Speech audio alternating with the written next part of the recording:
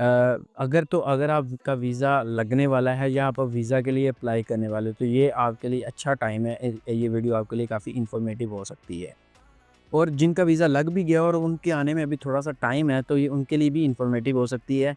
कुछ चीज़ें हैं, कुछ डॉक्यूमेंट्स हैं जो कि आपको वहाँ से प्रिपेयर करके लेके आनी चाहिए। सबसे पहले तो ये है कि ड्राइविंग लाइसेंस। आपने ड्राइविंग लाइसेंस वहाँ से बनवा के लेके आना, जो कि यहाँ पर आके आप कन्वर्ट करवा सकते हो ड्राइविंग लाइसेंस। और उसके बाद अगर हम दूसरी चीज़ बात करें, वो है आपके स्पाउस या आपके डिपेंडेंट को कोई ना कोई स्किल आनी चाहिए यहाँ आने से पहले। क्योंकि यहाँ पर बहुत सारे इश्यूज़ हैं, जैसे कि जॉब मार्केट छोटी है, जैसे कि लैंग्वेज बैरियर है, जैसे कि अ, आपके पास में भी कुछ टेक्निकल स्किल्स ना हो, मे बी आपके पास कोई फिज़िकली स्किल्स ना हो, जिसकी वजह से आपको जॉब मिलनी मुश्किल हो। तो इसके लिए आप या तो टेक्निकली या फिर फिज़िकली कोई ऐसी स्किल आपके पास होनी चाहिए, जो कि आपको यहाँ पर आके बेनिफिशियल हो। और तीसरी वो चीज़ जो कि बहुत इम्पोर्टेंट है, वो है कम से कम 1 साल के आपके पास फाइनेंशियली सोर्सेज़ होने चाहिए, फाइनेंशियली आपके पास सेविंग होनी चाहिए, कम से कम 1 साल के लिए।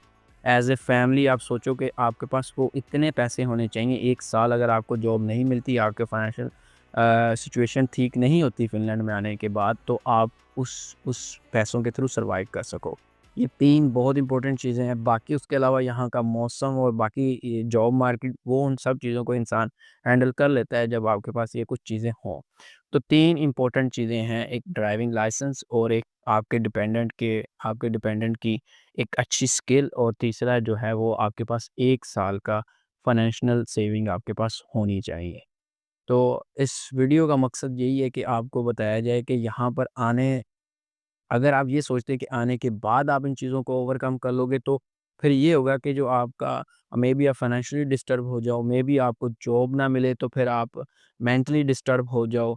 अगर आप पास फाइनेंस है लेकिन आपके पास स्किल कोई नहीं है, चाहे 1 साल से ज़्यादा भी टाइम हो गया, आपको जॉब नहीं मिल रही due to language barrier, due to आपकी कोई स्किल ही नहीं है, due to job market situation है, ड्यू टू मे बी आप बिल्कुल हार्श वेदर में आए हो, विंटर में आए, क्योंकि विंटर में मोस्ट प्रोबेबली आपको घरों में ही वेट करना पड़ता है। कुछ एक टाइम ऐसा होता है जिसमें आपको आउटडोर कोई जॉब भी नहीं मिलती, आप अब बेसिकली आप कर भी नहीं सकते। तो बहुत सारे मसले मसाइल उन दिनों में होते हैं। तो मेंटली आपने इन चीज़ों के बारे में प्रिपेयर होके आना है, और ड्राइविंग लाइसेंस का आपको ये बेनिफिट होगा कि इन केस अगर आपको कोई अपॉर्च्युनिटी मिलती है, जिसमें आपको ड्राइविंग लाइसेंस काम आ सकता है, तो ये भी एक बड़ी बेनिफिशियल चीज़ है। तो ये 2-3 चीज़ें हैं जो कि बहुत इम्पोर्टेंट होती हैं हर आने वाले न्यू कमर के लिए।